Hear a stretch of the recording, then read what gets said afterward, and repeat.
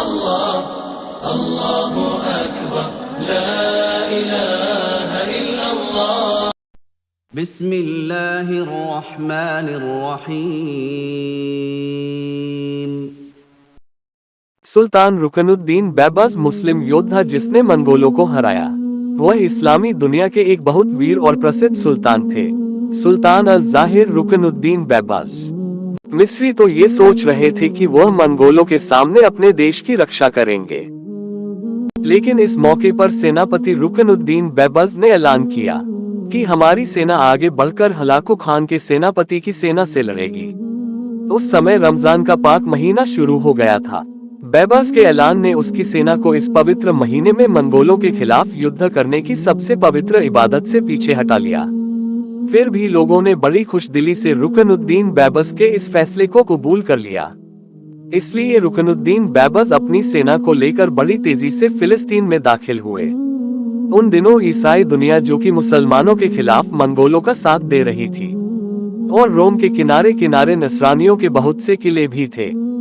इसलिए अपनी सेना की कुछ टुकड़ियां रुकनुद्दीन बैबर्स ने उन किलों के करीब ही लगा दी, ताकि उन किलों में जो लड़ने वाले ईसाई हैं वह अपने किलों से निकलकर मुसलमानों के खिलाफ मंगोलों की मदद न कर पाए।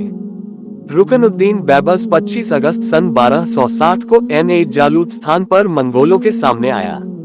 एन जालूत के मुकाम पर मुसलमानों और मंगोलों के बीच भयंकर युद्ध हुआ।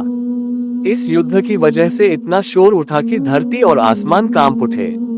सेनापति रुकनुद्दीन बैबर्स ने इस युद्ध में हैरतअंगेज सैन्य शक्ति का प्रदर्शन किया और मंगोलों के साथ टकराने से पहले ही उसने सेना की कुछ बहुत प्रशिक्षण वाली टुकड़ी को घात में बैठा दिया। उसने पहले अपनी हल्की फुल्की टुकड़ियों को आगे बढ़ाया, उन्हें खूब फैला दिया। मंगोलों ने अपनी पूरी ताकत और शक्ति से पहले उन मिस्री सवारों पर हमला किया, उन्हें पीछे धकेलते हुए अंधाधुंध आगे बढ़ने लगे, और यह सब रुकनुद्दीन बैबर्स की योजना के मुताबिक हो रहा था। उसने पहले ही अपने सवारों को समझाया था कि वह जमकर मंगोलों का मुकाबला न करें, बल्कि धीरे धीरे पीछे हटना शुरू हो जाएं। अतः उन्होंने उसी के अनुसार काम किया। जब मंगोल उन पर हमला करने लगे तो वह धीरे धीरे पीछे हटना शुरू हो गए। यहाँ तक मंगोल वहां आ गए जहां रुकनुद्दीन बैबर्स ने अपनी सेना की एक टुकड़ी घात में बिठा रखी थी, और वह टुकड़ी मंगोलों पर हमला करने के लिए बेचैन और बेताब थी। अचानक घात में बैठी हुई वह टुकड़ी नारे लगाते हुए निकली और मंगोलों पर टूट पड़ी। इससे पहले मंगोल अपने आप को संभालते मिस्र की वह सेना जो पीछे हट रही थी, वह भी बेमिसाल बहादुरी दिखाती हुई मंगोलों पर टूट पड़ी। हलाकू खान के सेनापति कतबोगा ने अपनी तरफ से पूरी कोशिश की कि अपनी सेना को संभाले, लेकिन उसकी सारी कोशिशें नाकाम हो गईं। मुसलमानों के तेज और कठोर हमलों ने मंगोल सेना को उड़ा दिया। मंगोलों के साथ जो कर्जिस्तानी और आर्मेनिया की ईसाई सेना थी, उनका सबसे बुरा हाल हुआ। मुसलमान हमलावरों ने उन्हें पूरे तौर पर रौंद कर रख दिया था। थोड़ी ही देर में रुकनुद्दीन बैबर्स ने सेना के साथ बहुत तेज हमला किया। उनकी ऐसी कमर तोड़ी कि उन्हें तकरीबन रौंद कर रख दिया, और उन्हें ऐसे संकट में डाल दिया कि पिछले 40 वर्षों में उसका उदाहरण नहीं मिलता था।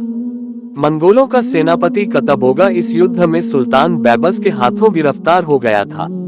ये दरिंदा मंगोल सेनापति मुसलमानों पर बहुत ज्यादा अत्याचार कर चुका था और दया का पात्र नहीं था।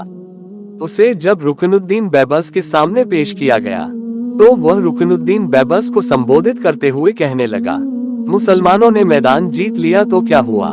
क्या मंगोलों की औरतों ने बच्चों को जन्म देना छोड़ दिया है? क्या उनकी औरतें बांझ हो गई हैं? मेरे मरने के बाद मंगोल घुड़सवार इस हार का बदला जरूर लेंगे और तुम्हें और तुम्हारे देश को अपने घोड़ों की टापों से कुचल कर रख देंगे। रुकनुद्दीन बैबर्स मंगोलों के सेनापति की इन बातों पर मुस्कुराया और उसका सर काट कर रख दिया। उसका कटा सर नुमाइश के लिए काहिरा भेज दिया गया। इसके साथ ही जो बड़े बड़े मंगोल सरदार युद्ध में गिरफ्तार किए गए थे, उनके पैरों में बेड़ियां पहनाकर उन्हें काहिरा भेजा गया, जहां उनको गलियों में घुमाकर मार दिया गया। इस तरह मंगोल जिनके बारे में मशहूर था कि कोई उनको हरा नहीं सकता, सुल्तान रुकनुद्दीन बैबर्स ने उन्हें हराकर उन्हें उनके भयानक अंजाम तक पहुंचा दिया। एन जालूत के इस युद्ध को इतिहास में फैसला करने वाले युद्ध की तरह देखा जाता है। अगर इस युद्ध में मुसलमानों की हार हो जाती तो दुनिया में उनके लिए कई जगह न रहती और उनकी संस्कृति, रहन सहन और इतिहास बिल्कुल बर्बाद हो जाता।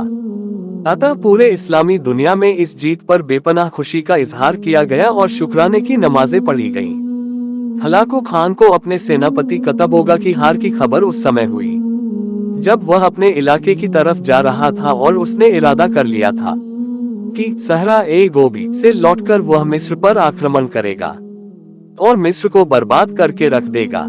दूसरी तरफ सेनापति रुकनुद्दीन बैबज ने एन जालूत में मंगोलों को हराकर उनकी कमर तोड़कर रख दी थी, लेकिन उसका काम अभी पूरा नहीं हुआ था, इसलिए कि मंगोलों को एन जालूत में हराने के बावजूद वह देख रहा था कि हलफ, अम्माद, दमिश्क और इस तरह बहुत से मुसलमानों के शहरों में मंगोल दंदनाते फिर रहे थे। अब रुकनुद्दीन बैबज अपनी सेना के साथ हरकत में आया।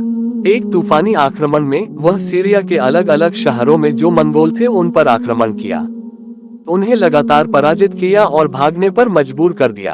अपनी इस तूफानी मुहिम में रुकनुद्दीन बैबज ने उन सभी गद्दार मुसलमानों का भी खात्मा कर दिया जिन्होंने मुसलमानों के खिलाफ हमलावर हलाकू खान का साथ दिया था और उसकी कामयाबियों में उसके सहायक साबित हुए थे।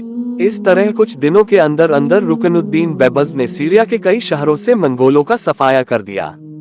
वो ये भी जानता था कि जल्द ही हलाकू खान लौटेगा और मुसलमानों से बदला लेगा, इसलिए वह भी अपनी सेना की तादाद बढ़ाना चाहता था, सेना को मजबूत करना चाहता था। इसलिए अपने कुछ सरदारों और सेना को उसने सीरिया में ही छोड़ा और खुद वापस काहिरा की तरफ चला गया। काहिरा में उन दिनों एक बुरा वाकया पेश आया, वो ये कि जिस वक्त सेनापति रुकनुद्दीन बैबज सीरिया और फिलिस्तीन से मंगोलों को मार के उनको बाहर निकाल रहे थे, तब मिस्र के सुल्तान मलिक मुजफ्फर ने एक व्यक्ति बदरुद्दीन रूहलू के बेटे अलाउद्दीन को हलब का हाकिम नियुक्त कर दिया। क्योंकि बगदाद पर हमले के समय बदरुद्दीन हलू ने हलाकू का साथ दिया था, ये देखते हुए बहुत से सरदार मलिक मुजफ्फर के खिलाफ हो गए, इसलिए इन्होंने उसको मार दिया और उसकी जगह रुकनुद्दीन बैबज को अपना सुल्तान बना दिया।